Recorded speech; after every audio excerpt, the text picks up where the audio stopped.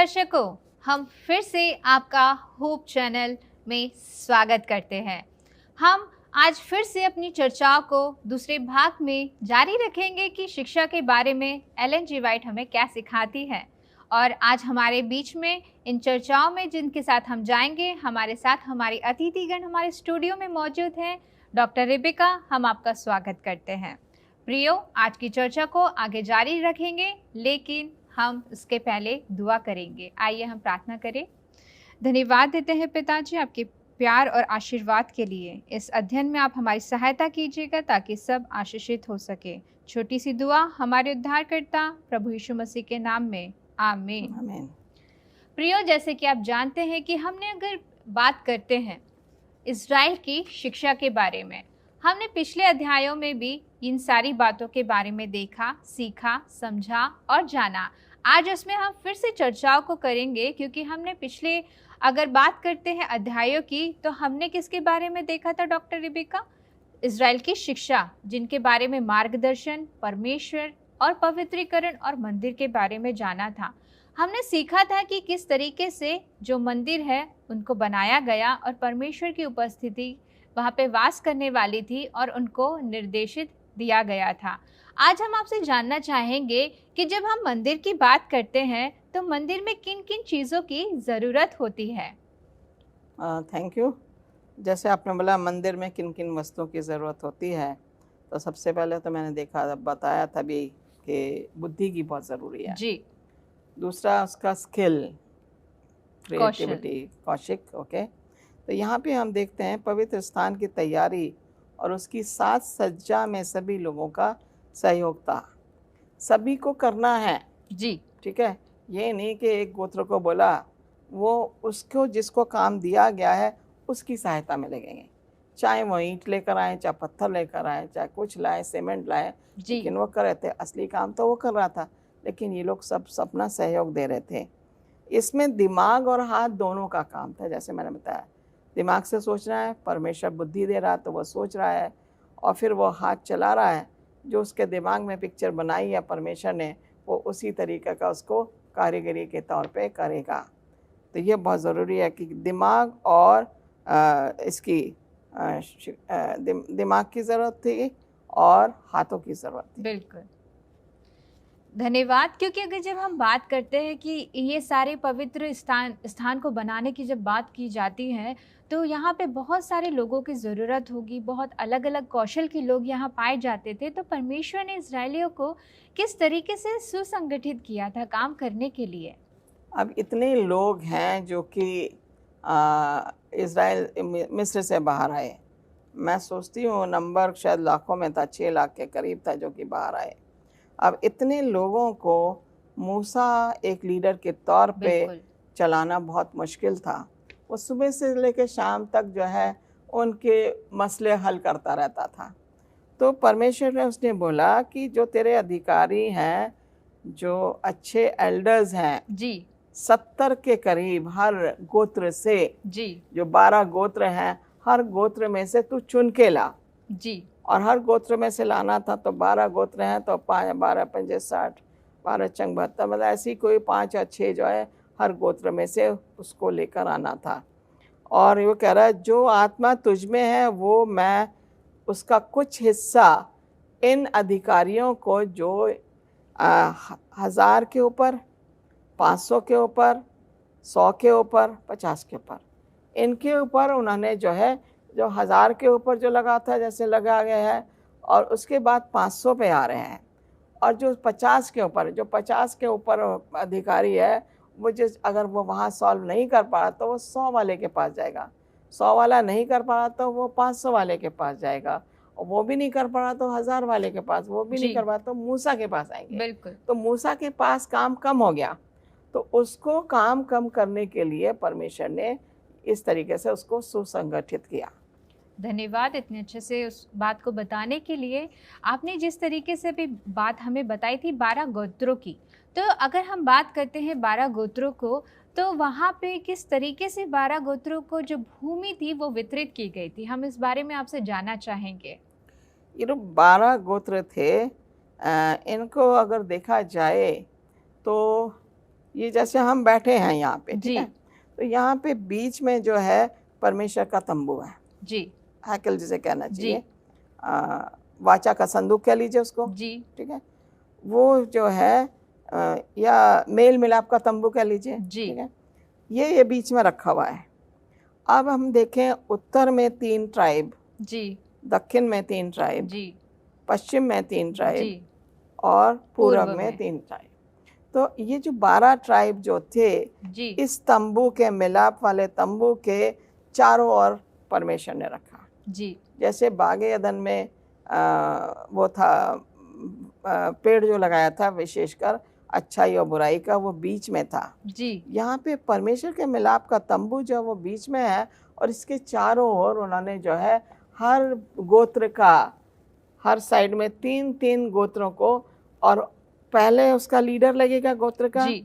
उसके बाद उसके जो डिसेंडेंट्स आएंगे, और वो इस एरिया में उनका पूरा गोत्र रहेगा। जी। तो आप इमेजिन करो कि वो कितना बड़ा एरिया होगा, जिसमें कि 6 लाख लोगों को जो है सही बात उन्होंने है। उसको वो करा है। तो इस तरीके से इनको जो है डिवीजन किया गया है। धन्यवाद। कितनी अद्भुत बात है, और कितनी हमारे दिमाग में सोचने से भी वो क्या है, बाहर है, जब इन सारी बातों को देखते हैं और पढ़ रहे हैं और जान रहे हैं कि किस तरीके से परमेश्वर ने यहाँ इतने सारे लोगों को क्या किया। और इन्होंने जो है वो टेंट को, जो मिलाप का तंबू था, उसको जो है उसके बाहर जो कैंप हर गोत्र के थे, उन्होंने बड़े अच्छी तरह से उनको सजा के रखा था। जी। कोई कह नहीं सकता कि ये मिस्र से आए हुए हैं। तो ये बहुत ज़रूरी था। धन्यवाद, क्योंकि इतने सारे लोगों को नियंत्रित और सुसंगठित करना बहुत ही मुश्किल बात है। इतनी आसानी से ये सारी चीज़ें नहीं हो सकती थी, क्योंकि जब हम पढ़ते हैं तो बहुत आसान लगता है, लेकिन जब होती है तो ये बातें बहुत ही कैसी होती हैं, कठिन होती हैं। लेकिन हमारा शिक्षक हमारे साथ कौन है? परमेश्वर, अर्थात प्रभु यीशु मसीह। तो हमारा इतना अच्छा जब शिक्षक है, तो हमारी योजनाएं उनके लिए क्या होगी?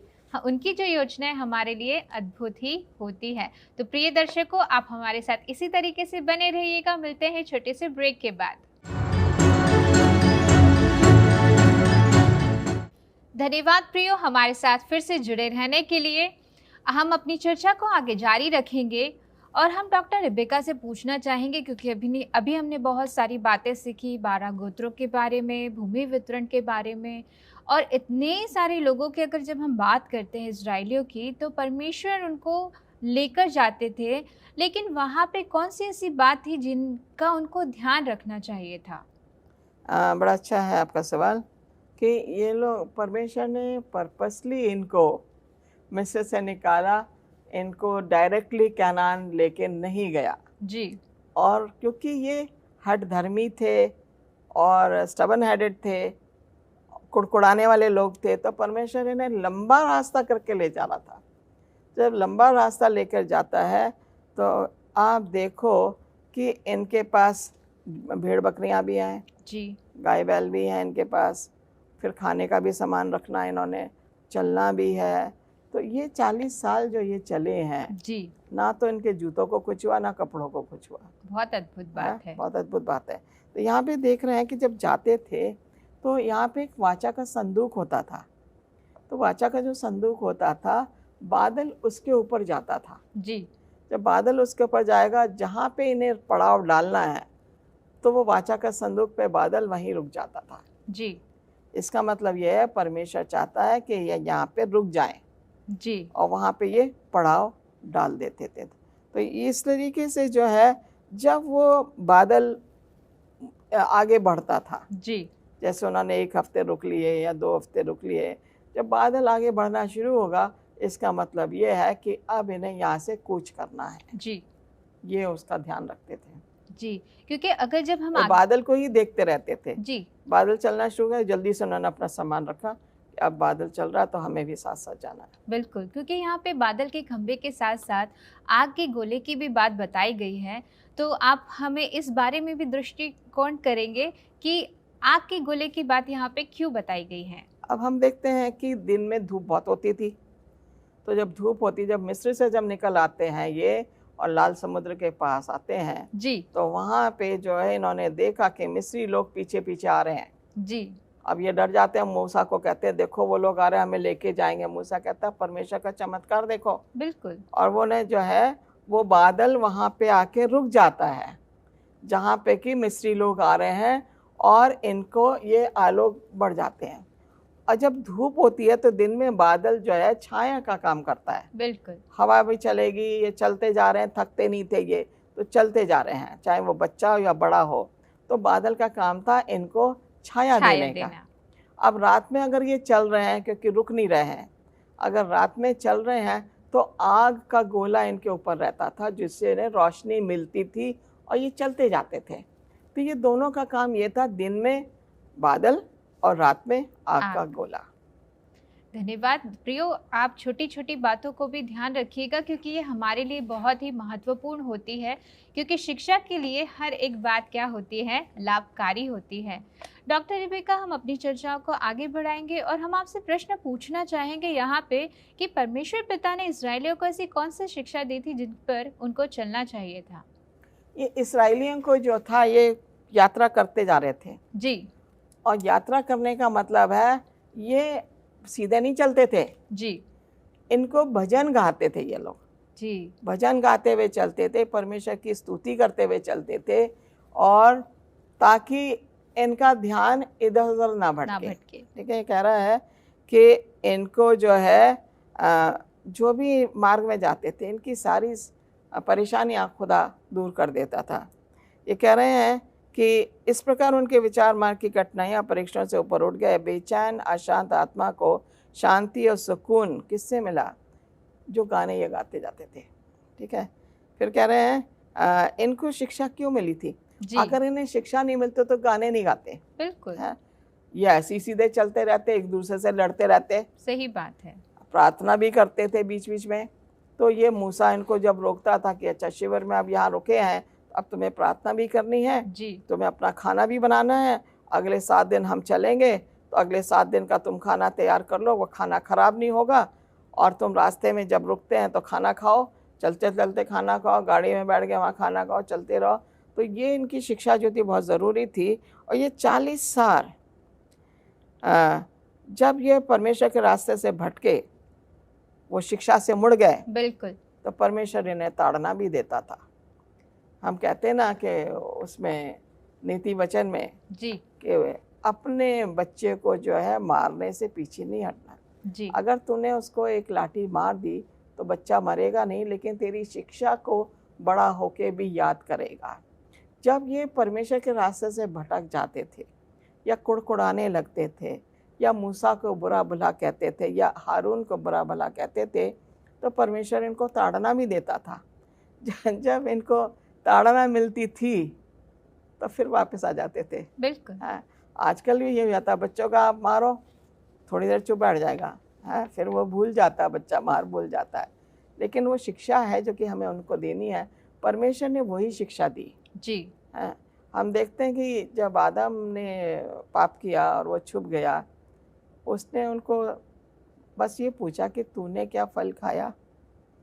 परमेश्वर ने अपना गुस्सा भी नहीं दिखाया। बिल्कुल, लेकिन हम ऐसे हैं कि हम अपना गुस्सा दिखा देते हैं, एक ही मिनट में हमारा गुस्सा इतना हो जाता है कि एक थप्पड़ भी मार देते हैं जी, बगैर पूछे।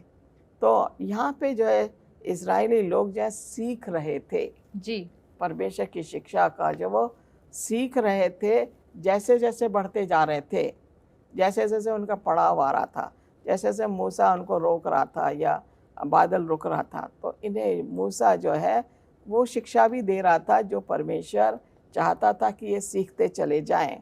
इसलिए इनको 40 साल लगे वो शिक्षा के लिए। और इन्होंने जो है, क्यों परमेश्वर ने ऐसा किया?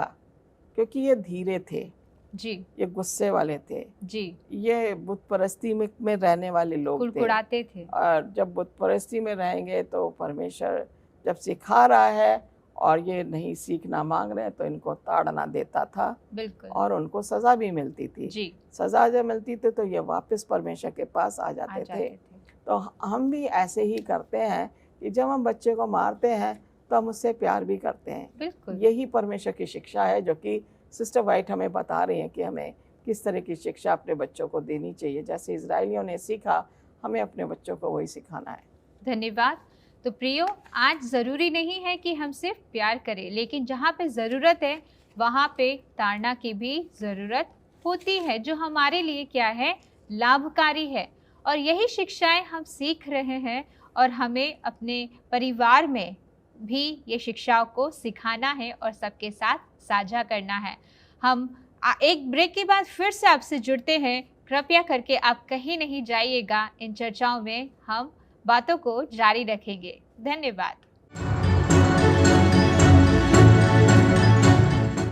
शुक्रिया अजीजों, हमारे साथ जुड़े रहने के लिए। आइए इस चर्चा को हम फिर से आगे जारी करते हैं और जानते हैं कि किस प्रकार से हमें जो पुस्तकें हैं, जो शिक्षा की पुस्तक खासकर जिस पे हम चर्चा कर रहे हैं, हमें क्या सिखाती है।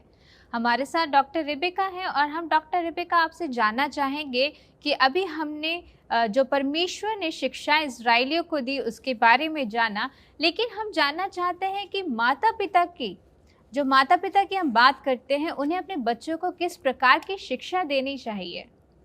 यहाँ पे जो बताया गया है किस प्रकार की शिक्षा देनी चाहिए, यहाँ पे बताया गया सामान्य जीवन में परिवार एक विद्यालय और चर्च दोनों था। तो यहाँ पे जो है इन माता पिता को ये जाते थे शीलो के मंदिर में और यरूशलेम के हैकल में, दोनों जगह जाते थे लोग। इनके पर्व होते थे साल में 3, तो उस पर्व पे इन्हें या तो शीलो जाना पड़ता था अपनी भेंट लेके, या यरूशलेम जाते थे।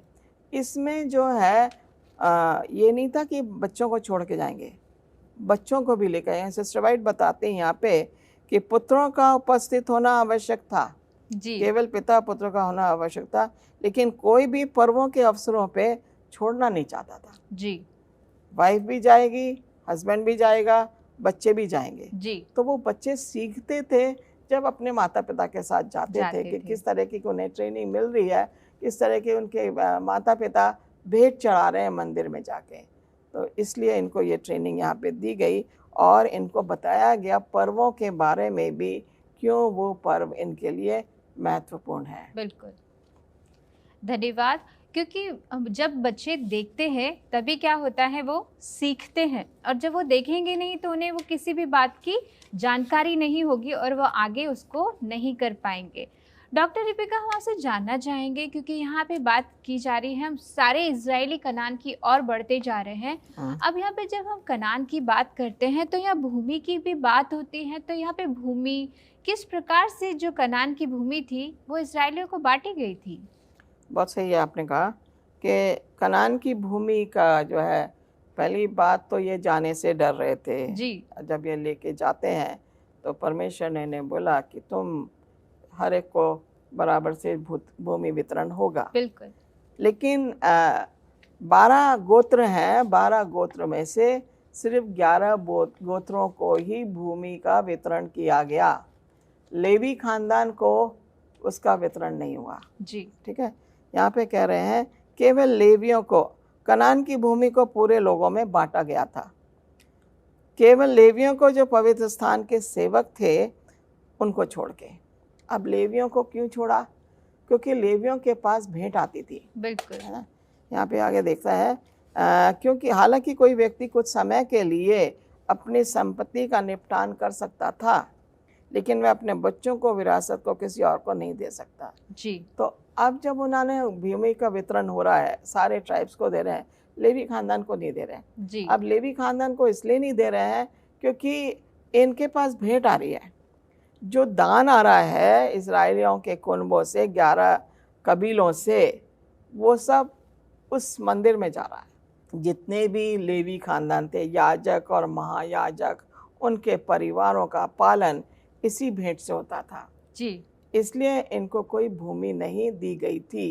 ये मंदिर में ही रहते थे और वहीं पे इनको जो है इनका भरण पोषण वो लोग करते थे। बाकी जो कबीलों के लोग थे उनको ये हिदायत दी गई थी कि तुम अपनी भेंटें लेकर आओ, चाहे वो दशमांश हो, चाहे वो धन्यवाद की हो, चाहे वो गरीबों की मदद के लिए हो, सारी भेंटें यहीं आएंगी। तो इसलिए इनको जो है भूमि वितरण नहीं किया गया था। धन्यवाद। अभी आपने एक बात कही, दशवांश। अगर हम बात करते हैं दशवांश की, तो यहाँ पे एक प्रश्न उठता है कि परमेश्वर के पास, परमेश्वर की अगर बात करते हैं तो क्यों 10वां अंश जो है हमारा वो समर्पित करने की ज़रूरत है? आपके पास जो चीज़ है, घर है, किसका है? आपका तो है नहीं। बिल्कुल। आपने जो कपड़े पहन रखे हैं आपका तो नहीं है। जी। आप खाना खाते हैं आपका तो नहीं है। बिल्कुल। आप काम कर रहे हो, आपको किसने काम दिलाया? परमेश्वर परमेश्वर ने। पिता ने। अब सब कुछ तो परमेश्वर का है। भजन संहिता में परमेश्वर कहता है सब कुछ मेरा है। जी। जब सब कुछ मेरा है तो परमेश्वर का हमारा हक बनता है, हम उसके हकदार हैं। बिल्कुल। हमारे पास जिम्मेदारी है कि उसने हमें काम दिया, उसने हमें रोटी कपड़ा मकान सब दे दिया, खाने के लिए दिया ना, हमारे बच्चों की एजुकेशन हो रही है, सब हो रहा है।